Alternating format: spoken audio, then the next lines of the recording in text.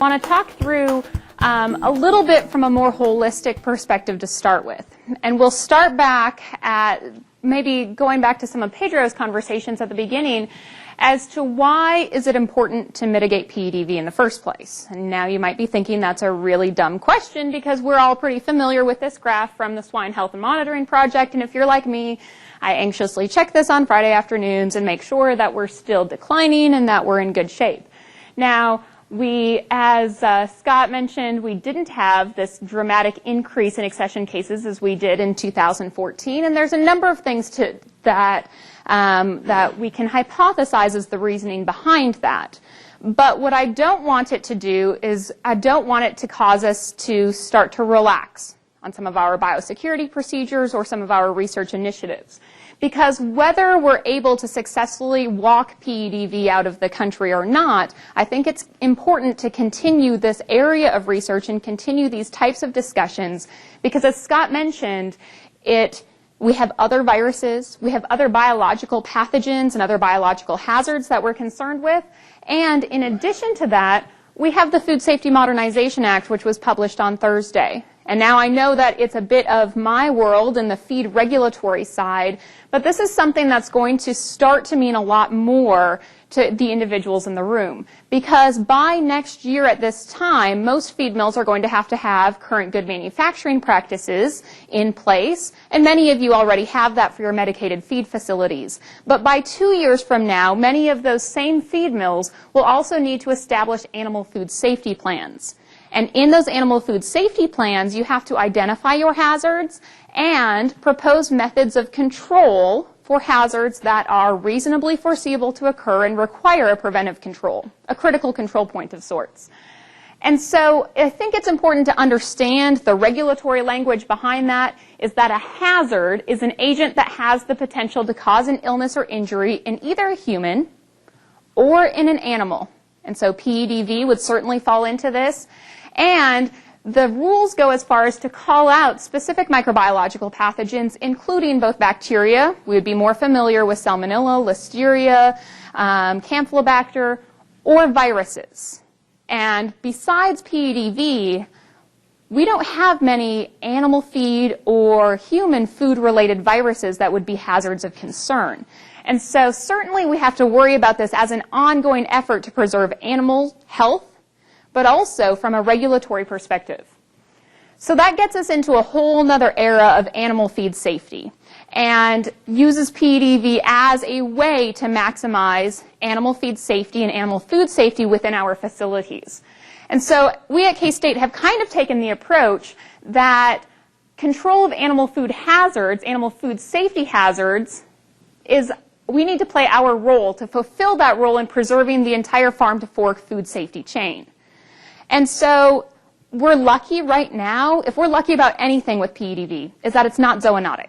The next pathogen, the next biological pathogen or the biological hazard might be, and I don't say that to cause terror in the room, but we have to take the things that we're learning about PEDv and continue to apply them every day and continue to learn more about these types of pathogens because really on the animal feed manufacturing side, we don't know very much. So when we talk about preventing biological hazards in feed, it's really the same types of steps when we talk about preventing PEDv. To me, that breaks pretty logically into two different areas: prevention, which would be my first choice, and then proactive mitigation, if Plan A fails. Prevention can be further broken down into exclusion. Ultimately, it's biosecurity, where you're controlling, you're preventing PEDv entry through ingredients, through people, through transportation. And proactive mitigation can also be further broken down into point-in-time mitigants, which we'll talk about, and then type of mitigants that have some ability to have residual activities. Those point-in-time mitigants that we'll talk about are thermal, things like pelleting, irradiation, and dilution. While residual are typically going to be things that are chemicals, things like acids and alkalis, formaldehyde, and medium-chain fatty acids and other ingredients. But what I want to come across when I put all of these up is that depending on your risk and your aversion to risk, multiple strategies may need to be combined, depending on your facility. Certainly many of us are looking at this prevention area, but we're also making the case and providing research that if you're interested in this type of proactive mitigation, that there's options, and we're starting to provide opportunities through different research endeavors. Some of that's been shown today already. The prevention side, while I would love to talk about it, we don't have enough time today, and actually there's a whole session on it tomorrow. And so that's my shameless plug for the feed mill biosecurity session that's tomorrow morning in the same room. And so you'll hear a whole session on feed mill biosecurity and prevention to prevent PEDv from entering in the first place. Dr. Jason Woodworth, Laura Greiner, and Tim Snyder are going to be, are certainly the experts in feed mill biosecurity, and we'll be hearing from them tomorrow morning. Also, if you're needing something to take home and read about this, I suggest you look at AFIA's Developing Biosecurity Practices for Feed and Ingredient Manufacturing. That's free online and is a good resource for you to look up and learn more about different ways to think about biosecurity from a feed mill manufacturing side. So then today I'm going to talk specifically about the proactive mitigation. Okay, so again, that can be our point-in-time mitigants. Those are things that we do once, but don't prevent us from downstream cross-contamination. And then there are those residual prevention measures that we might take, typically adding different types of chemicals. All of this research that we've done at K-State, we've been fortunate to do in the Cargill Feed Safety Innovation Center. This is a facility that is one of a kind. It is adjacent to our OH Cruz Feed Technology Innovation Center. I did not name that, but that's a mouthful. It took me like 3 years to learn how to say that without stumbling. So we've been really fortunate to have a lot of industry support at K-State to help us build a new feed mill that we opened in the fall of 2013. Adjacent to the main tower, and the main tower is where we manufacture our maintenance feed for different animals on campus, and for most of our research diets are manufactured in that main tower. We have this 3-story building adjacent to it, kind of patched on the side. That's our Cargill Feed Safety Research Center. What this is basically it's a 3-story laboratory hood that has HEPA filtration and has feed manufacturing equipment in it. So we have mixers, we have 2 different pellet mills, bucket elevators, conveyors, things like that. And so this 3-story hood is a biosafety level 2 facility that allows us to purposely inoculate different ingredients or feeds with different pathogens. Right now we're approved for Salmonella. I think Salmonella typhimurium, we're just about to get Enteritidis approval, Ephesium, and PEDv. And then we try to kill it. And we do that, certainly, if we have that right next door to the main tower. That means we have pretty strict biosecurity procedures ourselves. We have a shower-out protocol and strict protocols for containment, because this is a negative air pressure system with HEPA filtration, and then decontamination as well. And so we have a physical clean, a couple steps of chemical cleaning that I'll share with you in a moment, and then the whole facility, these 3 stories, heats up to 140 degrees, and we hold that for 48 hours. So we kill everything. So that's a really unique facility that we're able to do this type of research in. And so that leads us to our first type of experiment where we tested this type of what can we do in the field, what can we do in feed mills if we have PEDv or we have higher risk ingredients or higher risk feed that we're trying to control. So this was our first experiment to evaluate the thermal mitigation of PEDv by pelleting. This experiment was funded by National Pork Board, and we evaluated 2 doses, a low dose and a high dose, which ended up being about 20 and 13 CT, were the CT of the inoculum. And then we pelleted the feed, either at 3 different conditioner retention times, 45, 90, and 180 seconds, and 3 different conditioner times, 155, 175, 195, really to mimic what Pedro had kind of shared with you earlier with the theoretical time and temperature curves to see what can we do in the field using practical measures like a pellet mill. So these were done on a CPM pellet mill. What we found was, remember we had some interesting things here. We had a CT of 20 in the inoculum and a CT in the 13 in the inoculum. What Scott was talking about was every time that we inoculate feed, we end up getting about a 10 or 11 CT drop, and you can see that. We went from a 20 to about a 31, and a 13 to about a 24. Then when we put that feed through a pellet mill, we saw further reduction in CT to about the high 30s, low 40s, or really very stable at 30 or 31, but there was quite a lot of stability between the different conditioning times and temperatures. And when we ran these feeds through bioassay with our partners at Iowa State University, we found that no infectivity developed from any of the pelleted diets, which is a great thing for the industry, right? Pelleting destroys PEDv successfully. So that was our takeaway. Our lowest conditioning time and temperature combination was in the low dose. Okay, so this is 20 CT inoculum, 31 was the CT of the complete feed, and a 45-second at 155 degree time temperature combo. But we thought, well, what if people start to pellet lower than that? So we devised experiment 2, which was also funded by Pork Board. This time we had a single dose, an 11 CT, a single conditioner retention time, because we're really trying to push the limits. We just went to 30 seconds, as short as we could imagine going through a conditioner, and then 5 conditioning temperatures stepping up in 15 degrees Fahrenheit at a time, from 100 to 115, 130, 145, and 160 degrees Fahrenheit. But this time, instead of having one pig in one room and there being the normal replication, i.e. no replication for bioassays, we forced a little bit of replication into this design where we manufactured feed in 3 different replicates. And so what that means is we manufactured our PEDv clean-free, or our PEDv negative feed, pelleted that, aseptically sampled it, took it, and put it on a cooler. Then we manufactured the PEDv positive feed and pelleted all of those, aseptically collected them. Then, after that run was done, we decontaminated the whole facility. Physical clean, chemical clean, heat up, got all of our environmental swabs back to baseline, opened up the garage door, everybody was good to go, and repeated the experiment 2 more times.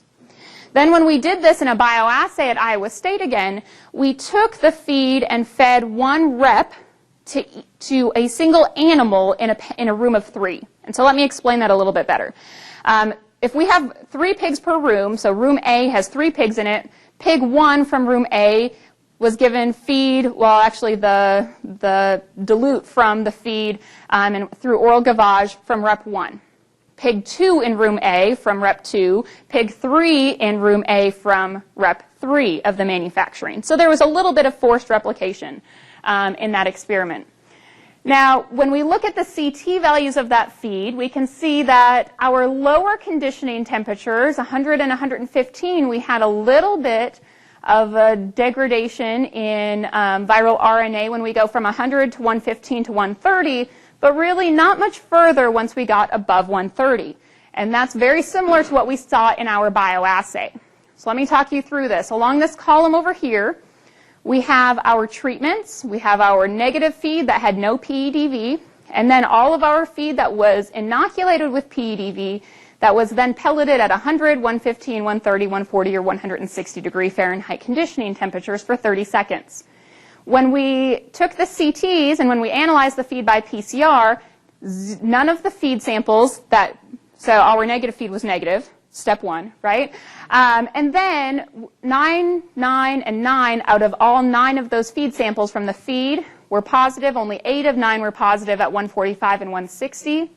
When we inoculated these pigs with the feed, when we gavaged them on day 0, none of them had PED. By day 2, 1 pig and 3 pigs, so 1 whole room of pigs, had viral RNA on fecal swabs at 2 days post-inoculation. By 4 days post-inoculation and throughout the rest of the 7-day experiment through necropsy, 1 whole room, all 3 pigs from that room, showed viral RNA, and so were positive for PEDv. And so what we can interpret this to say is that infectivity developed in diets, in pigs-fed diets, pelleted below 130 degrees Fahrenheit.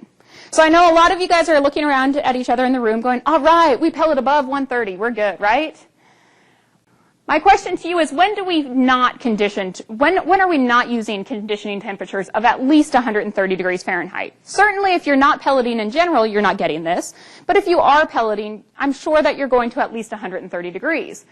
Rarely do we ever see someone intentionally use a conditioning temperature below that. But what our concerns are would be during startup of the pellet mill, because we're certainly not at 155, we're certainly not at 130 degrees the entire time during startup. And then secondly, during plug dies. And so if you've ever worked with a pellet mill, you know that they can be finicky sometimes. And so really depending on the temperature changes outside, humidity or relative barometric pressure changes that are going outside, ingredient shifts, or if the pellet mill operator is having a bad day, we have plugged pellet dies. And the first thing that happens when you hear a pellet mill start to plug, which means that the feed isn't being forced through the die evenly, is your operator typically hears it first. And as soon as they hear it, if they're pretty good, they can usually start to lower the steam temperature before they start to see the motor load drop. But then the motor load ramps, and they know by then they have to shut that steam off. And so you're trying to prevent and trying to force feed through that die manually that's not conditioned to try to prevent that plug. Worst case scenario, you end up plugging, you have to go shovel out the pellet mill. It's not a fun job. And so what that tells us as feed manufacturers, though, is that there's lots of opportunity. I mean, 2 or 3 or 10 times a day when we have feed being pelleted that doesn't reach 130 degrees for 30 seconds. And what can happen at that point is that feed that you deemed high risk and needed to be pelleted in the first place is now in mash form reaching your pellet cooler, and then your conveying systems, and then load out, and then transportation, and then your bins at your farm, and then your feeders. And so what we want people to understand is that pelleting can be a really important tool to prevent and reduce the risk of PEDv. But other potential mitigation strategies are probably necessary in addition to pelleting. You probably can't count on that alone. Okay, other types of point-in-time mitigation. Pedro touched on this a little bit. Irradiation with PEDv, it's very dose-dependent. What Goyle and their folks found is that they had 99.97% of virus inactivation at 50 kilogray. I just want to point out that's a lot. NASA uses 44 kilogray for sterilization of frozen packaged meats, and 90% virus inactivation at 10 kilogray. The FDA uses 3 and 4.5 kilogray for pathogen control in eggs that are intended to be used for cookie dough, because if you're like me, you eat raw cookie dough, and those eggs need to be irradiated first so that we don't get salmonella and other foodborne pathogens. And we're at 1/3 of the kilogray dose for those irradiated eggs. So this is a very expensive process, and we also don't have enough ability, we don't have enough large-scale irradiators in the country to very practically start irradiating our feed. Now, it certainly has a role in specific ingredients, but it's not very practical for large-scale feed production. Okay, the other one I wanted to touch on briefly is the dilution of PEDv. And I'll talk through this one briefly, but Jason's going to be touching on this one more tomorrow morning if you have questions about it. So this one came about because we thought, well, when we're trying to get rid of hazards in general, one way that we do that practically when we deal with medicated feed is we sequence or flush. So can we use sequencing or flushing to reduce our risk from one batch to another? And so to test this, we manufactured one batch of PEDv negative feed. So that was mixed, and then it was conveyed through our bucket elevator, and then it was discharged. Then we manufactured a batch of PEDv positive feed. Okay? Then we followed the positive feed with 4 subsequent sequences of negative feed. So what we're really mimicking is a normal situation in the mill where you're manufacturing PEDv-free feed, and then you have a high-risk feed come in. And then what do you do the next 4 batches? Can we sequence our way or flush our way out of this? And then throughout this process, we collected feed and environmental samples at multiple locations. So these are some of our results. The top chart there are the number of feed samples when PEDv was detected by PCR. So these are either detected in the mixer or in the bucket elevator, and then these are our time points. So after the PEDv diet was manufactured, all of our feed from the mixer and bucket elevator were positive for PED, which you would expect. But after sequence 1, so remember all of these were supposed to be PEDv-free feed, 7 out of 9 of those samples from both the mixer and the bucket elevator were still positive. After sequence 2, we were clean out of the mixer, but there were still 2 samples that were positive for PEDv by PCR after sequence 2, and then we didn't have anything in sequence 3 or 4. So we left with that thinking, okay, so we have to really be thinking about two sequences afterward. We can reduce our risk by controlling what's manufactured 2 sequences after our higher risk ingredients. Then we conducted the bioassay at Iowa State, and what we found is these are the number of pigs infected with PEDv by bioassay when they were fed feed from the mixer. Okay, so these were fed the mixer samples. We haven't done the bucket elevator samples. We're hoping to do those with additional funding. But these are just the mixer samples, and I've just quickly summarized these to be the 2 days post-inoculation and 7 days post-inoculation instead of all 0 through 7. And what you can see is our PEDv positive pigs broke with PEDv as we would expect. 1 out of 9 and 3 out of 9 ended up after sequence 1, and so 1 pig in a room broke on day 2 post-inoculation, which by day 7, all 3 pigs in that room. And the interesting one is what I have in red here.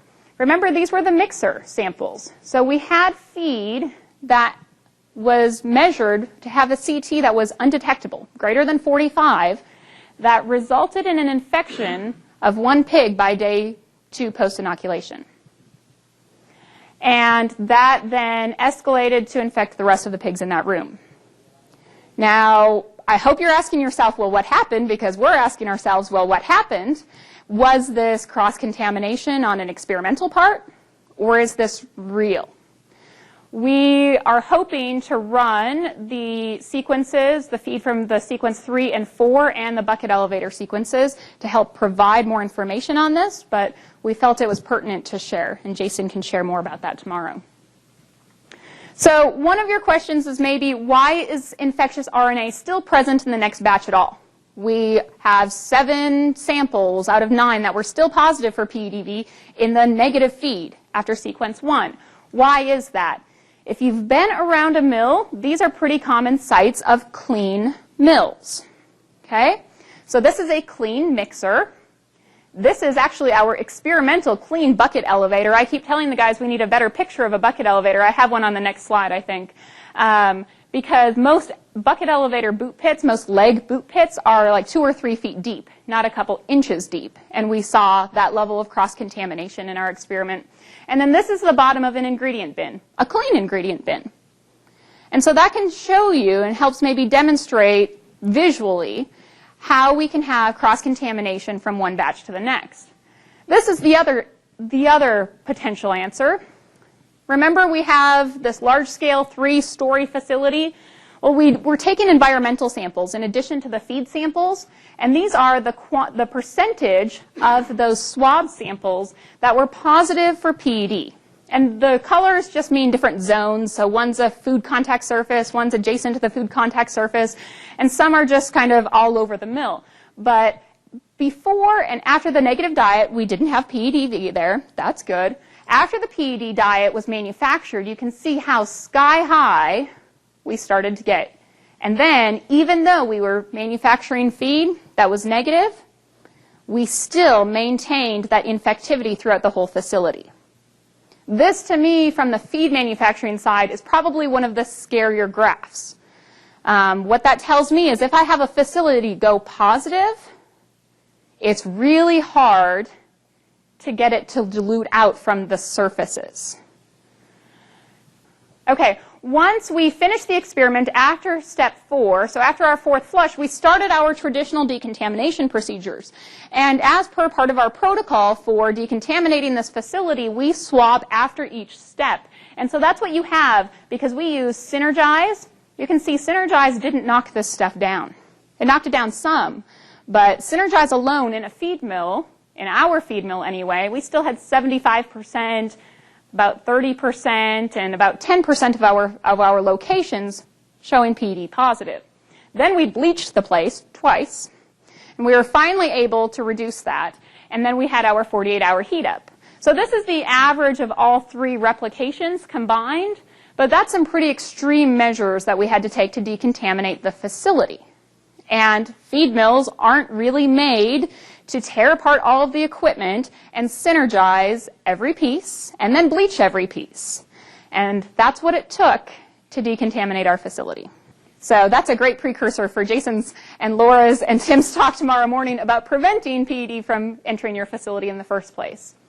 So this is ultimately our problem with point-in-time mitigation. Point-in-time mitigation is a great tool, but it doesn't eliminate the potential for cross-contamination. As soon as that feed exits the discharge of your pellet mill, it hits a conveyor, a cooler, bins, and loadout. All of those locations, it can be recontaminated or cross-contaminated.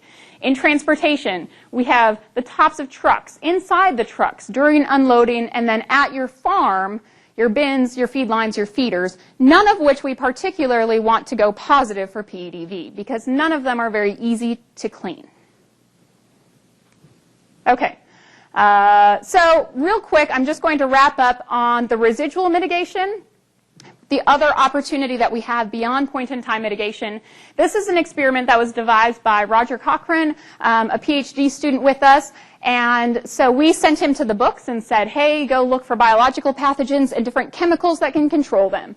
And so what he found was these 7 experimental treatments, and these slides were shown last year at this conference by Dr. Woodworth, and so I'm just going to fly through them real quickly. We had the untreated control. The only commercial product that we tested was commercial formaldehyde, which was terminate.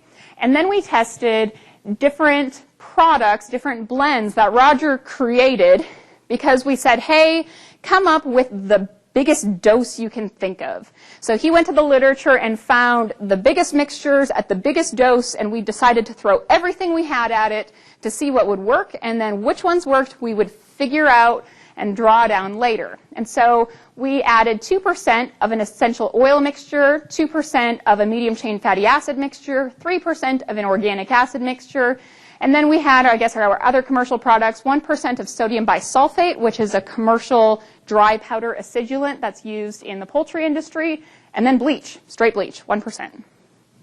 We then tested that in 4 different feed matrices, in a swine diet, avian blood meal, porcine meat and bone meal, and spray-dried porcine plasma.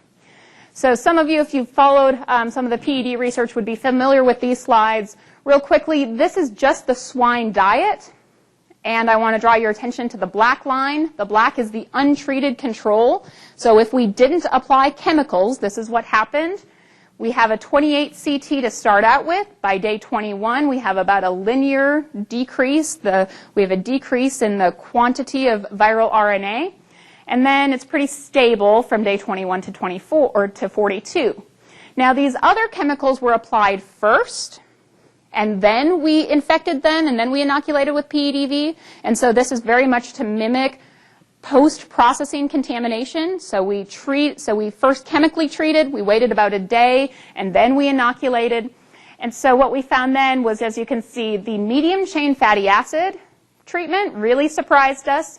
And the essential oil treatment took a little bit of time, but both were highly effective at reducing the quantity of viral RNA. When we look at the avian blood meal, again, the essential oils took a little bit longer, but both they and the commercial formaldehyde product showed some efficacy there. In the porcine meat and bone meal, you can see we had the same axes, but we had a dramatic decrease in the quantity of detectable viral RNA, or the CT decreased dramatically, so there was more RNA here. Not much to speak of from a chemical effectiveness perspective. When we look at spray-dried porcine plasma, that's where we saw our commercial formaldehyde was highly effective at reducing the quantity of viral RNA. What we had asked Roger to do was pull out those 4 black lines, the untreated controls stored at room temperature, just to further the point that both Scott and Pedro had, where we just have a lot of variability within the matrix. Okay, so we had our swine diet and avian blood meal, which over time had a reduced quantity of viral RNA until day 21, and then were pretty stable. But our porcine meat and bone meal and spray-dried porcine plasma were relatively stable throughout the entire 42-day experiment. So to firm up and kind of summarize in this project, thyme, formaldehyde, medium chain fatty acid, and the essential oil treatment all enhance the degradation of PEDv RNA in feed ingredients, but that again varied within the feed matrix, and it's not necessarily indicative of infectivity. And so, as Scott mentioned, we're testing this in infectivity with his group. The medium chain fatty acids are currently being tested in VI and bioassay and are showing promise. And then we're also about to start a project looking at the evaluation of appropriate concentrations, combinations, and effectiveness of medium chain fatty acids by a bioassay. And then we also have an ongoing project, albeit on the salmonella side, but we intend to go into the PED side as well, to evaluate different dry and wet chemical applications for surface decontamination. We really see that probably as K-State's role. So we're looking at tote bags, at metal, at plastic, different grades of stainless steel, to evaluate the effectiveness of different types of chemicals, both dry and wet, to see what we can do to clean up these facilities if something actually occurs. So my take-home message is, diets pelleted with 30-second conditioning time above 130 degrees were non-infectious. But I think we need to have some serious considerations for when we have plugs or startup of pellet mills. Irradiation might be effective, but it's only practical for ingredients. Sequencing diets dilutes PEDv, but infectivity remains, and that's particularly true from what it looks like on equipment surfaces, but needs to be validated.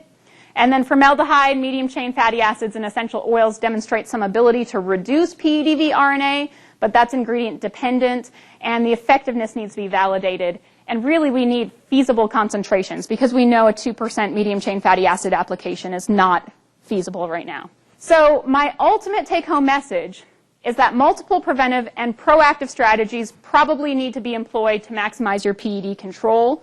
That's the message that you've heard throughout the day today. And so these are some of those strategies. So with that, these are our partners in PED research.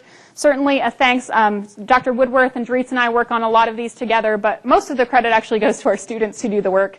Jordan Gephardt, Roger Cochran, Lonnie Schumacher, and then National Pork Board, USDA, and the Iowa State DDL.